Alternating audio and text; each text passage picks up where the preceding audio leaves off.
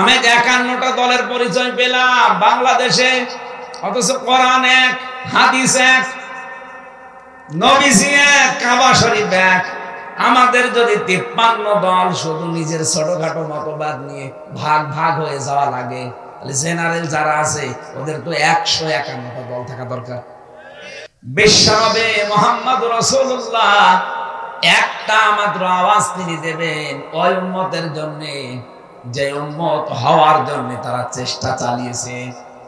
নবীজি বলেন আমার উম্মত তো ওইটা, আমি দুনিয়া থেকে বিদায় নেওয়ার পরে আমার রেখে আসা ইসলাম যারা পুঙ্খানুপুঙ্খানুভাবে পালন করেছে, বেদাত প্রবেশ করায় নাই। বাংলাদেশের দিকে তাকিয়ে আমাদের আফসোস হয়, কিয়ামতের দিন নবীজি যখনই আত্মচিৎকার করবে তখন আমরা দাঁড়াতে পারবো না। কোন মুখে দাঁড়াবেন? কারণ তার রেখে দেওয়া ইসলাম আজ আমরা টুকরা টুকরা করে ফেলেছি। কথা বলেন ঠিক কিনা? আমি 51টা দলের পরিচয় পেলাম বাংলাদেশে, অথচ কোরআন এক, হাদিস এক, নবীজি এক, কাবা শরীফ এক। আমাদের যদি 53 দল শুধু নিজের ছোটখাটো মতবাদ নিয়ে ভাগ ভাগ হয়ে যাওয়া লাগে, তাহলে জেনারেল যারা আছে ওদের তো 151টা দল থাকা দরকার।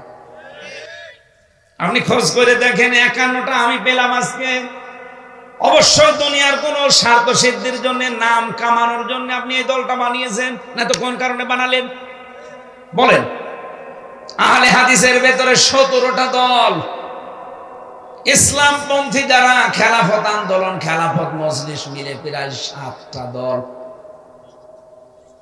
সুন্নিয়াতের দাবি যারা করে, যারা বলে আমরা আশিকে রাসূল, এদের 27টা দল। আপনি মিলান, বাংলাদেশে যে যেই দলে আছে, মতে আছে, যে যেটা মানে, এক জায়গায় সব এক। একামতে দিনের বেলায় যে দিনে বাংলাদেশে দিন কায়েম করা লাগবে, এই জায়গায় যারা এক তারা হচ্ছে জামাতে ইসলামী। এই দলের ভেতরে আমি কোনো পার্থক্যটা পাই না। এদের তো লক্ষ লক্ষ কোটি কোটি ভক্ত এই দেশে অনুসারী আছে, কিন্তু দল হিসাবে সব এক। কথা বলেন না কেন? বাকি যা আছে দেখবেন শুধু সভাপতি, সেক্রেটারি, একটা দল খুলে বসে আছে। সারা দেশে কেউ নেই, শুধু সভাপতি আর সেক্রেটারি। ঢাকায় কেন্দ্রীয় অফিসও নেই, বাড়ির ভেতরে ছাদের উপর একটা সিলিকুটি মানে বসে, এটা কেন্দ্রীয় অফিস। এই ভণ্ডামিগুলো যদি এখনো পর্যন্ত বাদ দিতে না পারেন, এখনো যদি দলাদলি করে দেখেন, 50 বছরের ভেতরে সালেমরা আবার এদের চাষ করবে। আশা করছি আমার ইঙ্গিত আপনি বুঝেছেন। এটা রেকর্ড হচ্ছে, সারা দেশে যাবে। যাদের মাথার ভেতরে এটা ঢুকবে তারা যেন চিন্তা করেন আমার এই ছোট্ট কথাটা। শেষে কিন্তু সুযোগ হারিয়ে গেলে আর দোয়া করেও ফেরত আসবে না। সূরা নূর, মুমিনুন, এখান থেকে আমরা 2টা আয়াত পড়েছি। আজকের আলোচনাটা আমরা মানব জীবনকে কেন্দ্রীয় করে সাজিয়েছি। আল্লাহ পাক আমাদের একটা দুর্বল জায়গায় আঘাত দিয়ে স্মরণ করাচ্ছেন, ওয়ালাকাদ খালাকনাল ইনসানা মিন সুলালাতিন মিন তিন। অবশ্যই আমি আল্লাহ মানুষকে মাটির নির্যাস দিয়ে বানিয়েছি। আল্লাহ আমাদেরকে মাটি দিয়ে বানিয়েছে, মাটির নির্যাস দিয়ে বানিয়েছে। এই কথা বললেন কেন? আমরা অনেকে আল্লাহকে ভুলে গেছি। এই দুর্বল জায়গাটা আল্লাহ আঘাত দিয়ে আমরা যেন ফিরে আসি, প্রথম নম্বর কারণ এইটা। বাস্তবতা দেখি আমরা তো ফিরে আসি না, আমাদের বিদ্যা আরো বেড়ে যায়। আল্লাহ রাব্বুল আলামিন বলেন, হাল্লা তাআলা লিল ইনসানি হিনুম মিনাদ দাহরি লাম ইয়াকুন শাইআম মাযকুরা। ও মানুষ, তোমার জীবনে কি এমন সময় অতিবাহিত হয়নি যে সময় তুমি উল্লেখ করার মতো কিছু ছিলে না? তাফসীরে ফি জিলালিল কোরআন থেকে কয়েকটা তথ্য পেয়েছি, একটু মিলাবেন। মানুষের এই জায়গায় আল্লাহ কেন আঘাত দিলেন? আমরা যে মাটির তৈরি, তার 3টা কারণ। 1 নম্বরে আমাদের যিনি আদি পিতা হযরতে আদম এবং হাওয়া, এই 2 জনেই কিসের তৈরি? মাটির। বলেন বলেন। সন্তান যদি মাটির হয়, বাবা যদি মাটির হয়, সন্তানও মাটির হবে। বাবা যদি আগুনের হয়, সন্তানও আগুনের হবে। কথা বলেন ঠিক কিনা? দুই নম্বরে সব খাদ্য দুনিয়ায় মাটি থেকে উৎপন্ন হয়। এই জন্য এখান থেকে শিক্ষা যে আমরা মাটির তৈরি। পৃথিবীর এমন কোনো খাবার নেই যার মূল মাটি না, মাটি থেকে সব। তিন নম্বরে মাটি থেকে খাবারের পরে খাবার তৈরি হয়, তৈরি হওয়ার পরে এটা দিয়ে বীর্য তৈরি হয়। বীর্য বাবার স্ফলিঙ্গ দিয়ে মায়ের রেহেমের ভেতরে প্রবেশ করে। মূল জিনিস কিন্তু মাটি। মূল কি? বিজ্ঞান প্রমাণ করছে এই মাটি দিয়ে মানুষকে আল্লাহ বানিয়েছে। এই মাটির ভেতরে কমপক্ষে 10টা উপাদান পাওয়া যাচ্ছে। মানুষের এই পুরা বডি আল্লাহ পাক বানিয়ে দেখা গেছে 13টা জিনিস পাওয়া যায় মানুষের ভেতরে। এক মাটির ভেতরে আছে 10টা। কয়টা? আমি মাটির ভেতর থেকে মৃত্তিকা গবেষণাগার আছে গাজীপুরে, এই তথ্যটা ওখান থেকে পেয়েছি। 10টা জিনিস তারা মাটি থেকে বের করেছে। মাটির ভেতরে অক্সিজেন আছে, সিলিকন আছে, অ্যালুমিনিয়াম আছে, আয়রন আছে, ক্যালসিয়াম আছে, পটাশিয়াম আছে, সোডিয়াম আছে, ম্যাগনেসিয়াম আছে, নাইট্রোজেন আছে, হাইড্রোজেন আছে। কয়টা? বলেন বলেন। এই 10টা জিনিস শুধু মাটির ভেতরে। আল্লাহ রাব্বুল আলামিন বলেন, আখরুজু মিন বাইনিস সুলবি ওয়াত তারাইব। বাবার স্ফলিঙ্গ দিয়ে যেটা বের হয়ে মায়ের রেহেমে জমা হয়েছে, এখানে সলবন 1 বছর, তারাইব বহু বছর। সলবন আল্লাহ 1 বছর দিলেন কেন? তারাইব বহু বছর দিলেন কেন? সলবন বলা হয় বাবার লজ্জাস্থানকে, তারাইব বলা হয় মায়ের লজ্জাস্থানকে। মায়ের বেলায় আল্লাহ বহু বছর, বাবার বেলায় 1 বছর। কেন? সন্তান তৈরি করতে গিয়ে শুধু মা লাগে, বাবা লাগে না। কথা বলে না কেন? বিজ্ঞান প্রমাণ করেছে তারাইব আর সলবন নিয়ে। এটা আপনি ডক্টর জাকির নায়েকের লেখা 12 খণ্ড লেকচার আছে, ওর ভেতরে পাবেন। এই আয়াতের তাফসিরে এত সুন্দর করে তিনি সাজিয়েছেন। আমি বহু তাফসিরের আগে পড়েছি কিন্তু এই তথ্যটা পাইনি। তিনি ওখানে লিখেছেন, তিনি যেহেতু একটা ডাক্তার না, উনি যেহেতু ডাক্তার, গবেষণা করে লিখেছেন বাবা এই পৃথিবীতে সন্তানের জন্য যে পরিমাণ কষ্ট সহ্য করে জন্ম দিতে গিয়ে, মা কমপক্ষে বাবার চাইতে 3 গুণ কষ্ট বেশি সহ্য করে। আমরা জানি 1-এর পরে হয় 2, 2-এর পরে যা হবে সব 1 বছর, 2 বছর না বহু বছর। বলেন বলেন। এই জন্য আল্লাহ তারাইব বহু বছর দিয়েছেন। বাবার বেলায় 1 বছর দিলেন এই কারণে বাবা তো শুধু বিছানায় থাকা শেষ, বাকি মা পেটে বহন করার জন্য 10 মাস 10 দিন কষ্ট সহ্য করেছে। শুধু এতটুকুই না, কমপক্ষে ডেলিভারির যে কষ্টটা, বিজ্ঞান এখন জানিয়েছে পুরুষ মানুষ আমরা যারা দুনিয়ায় যত শক্তিশালী পুরুষ হোক 45 ইউনিট কষ্ট সহ্য করতে পারে। কত? 45 ইউনিটের বেশি কষ্ট একজনকে দিলে সে হয় হার্ট অ্যাটাক করবে, না মারা যাবে। কিন্তু একটা মা দুনিয়ার সন্তানের মুখ দেখাতে গিয়ে বিজ্ঞান এখন দেখতে পাই কষ্টটা মাপার জন্য একটা যন্ত্র আছে। মায়ের কষ্ট কমপক্ষে হয় 57 ইউনিট। 45 ডিগ্রি দিলে যেখানে আমরা মারা যাব, সেখানে মা আমার মুখ দেখতে 57 ইউনিট কষ্ট সহ্য করে কয়েক বালতি রক্ত শরীর থেকে ঝরিয়ে মা আমার কাঁটা ছটফট মুরগির মতো করে, তারপর আমরা মুখ দেখতে চাই। নবীজি জানিয়েছেন এত কষ্ট দুঃখের পরে বাচ্চাটা যখনই মায়ের সামনে তুলে ধরা হয়, বাচ্চার মুখ একবার দেখার সঙ্গে সঙ্গে পেছনে যত কষ্ট ছিল সব আল্লাহ ভুলিয়ে দেয়।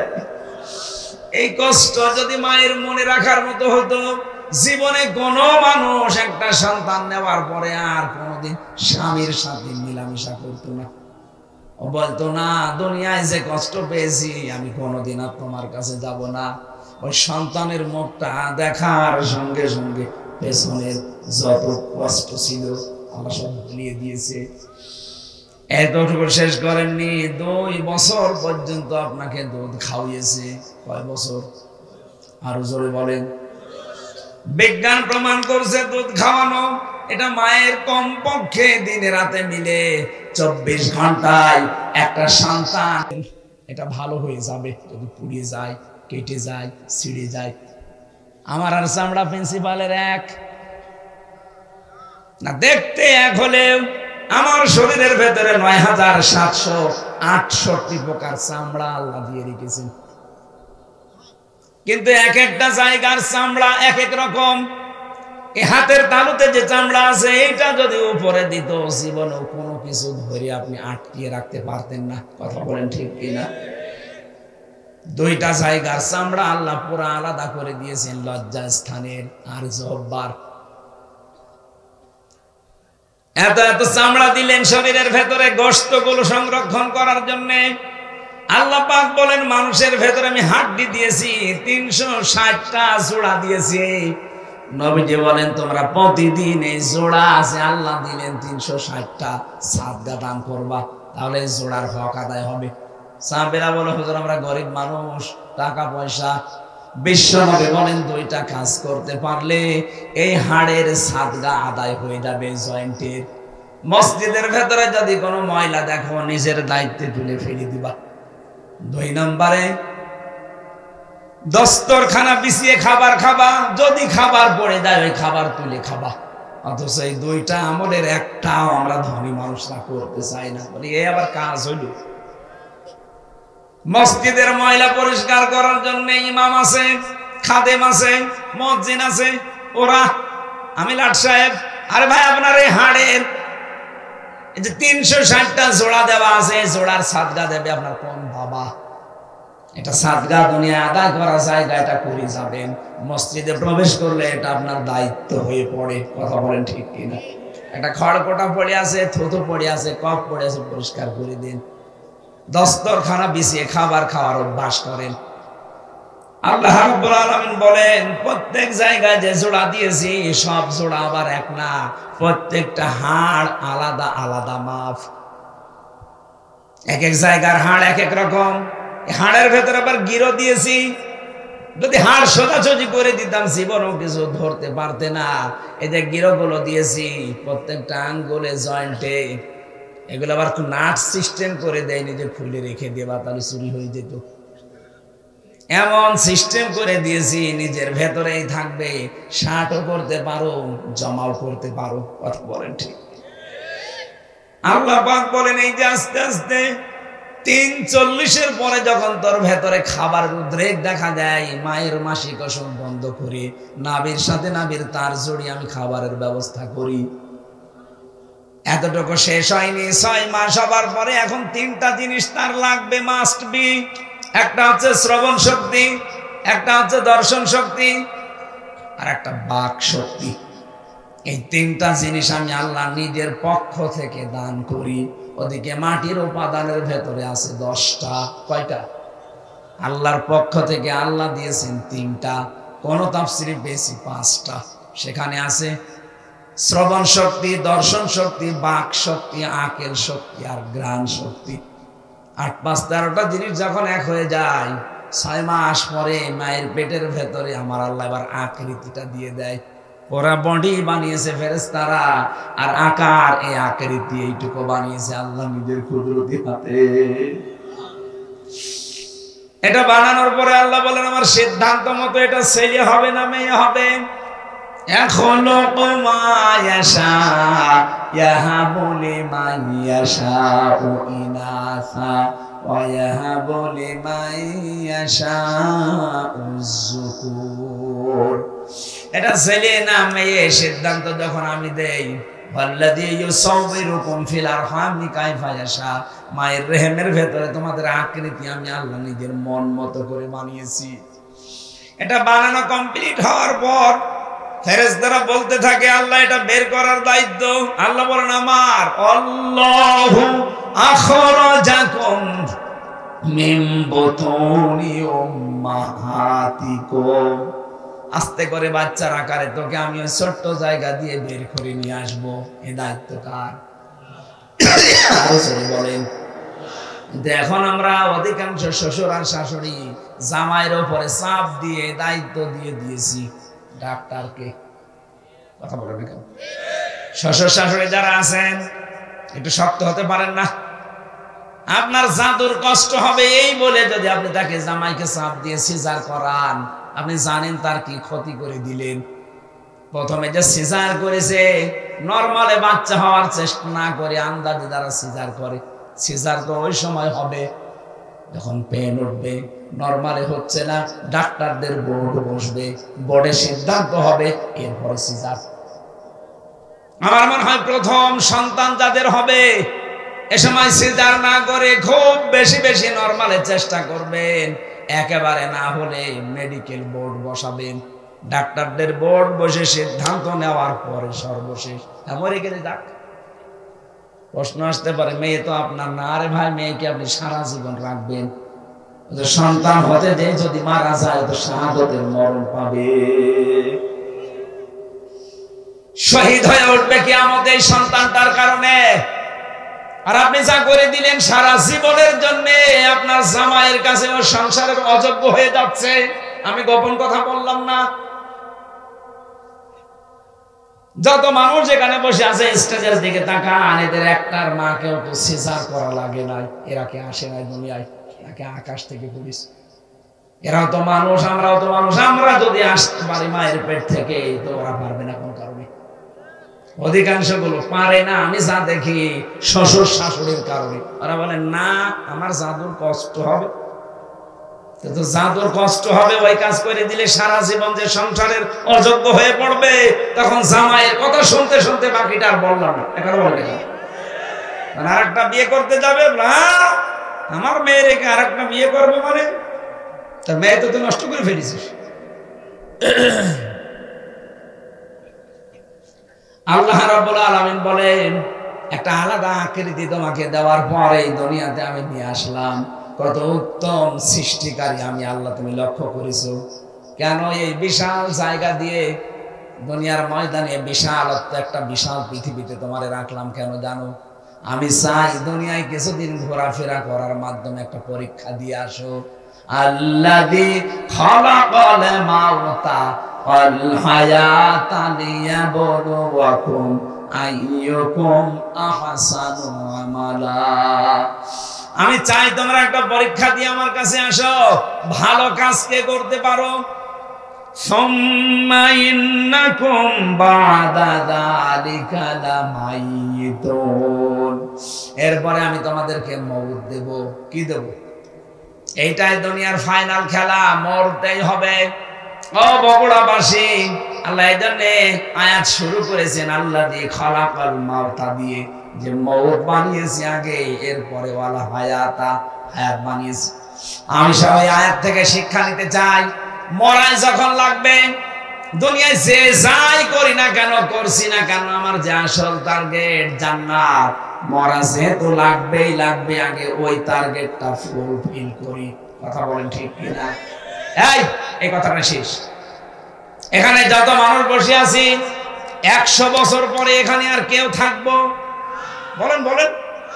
যত মানুষ এখানে আছে, যদি ওর 1 বছর বয়স হয়, 100 বছর পরে আমরা সবাই মাটির নিচে। এখানে এরকম মানুষই থাকবে, কিন্তু সব নতুন মানুষ। কথা বলেন এখানে। আর এখনো দুনিয়ায় আসেনি, আসবে।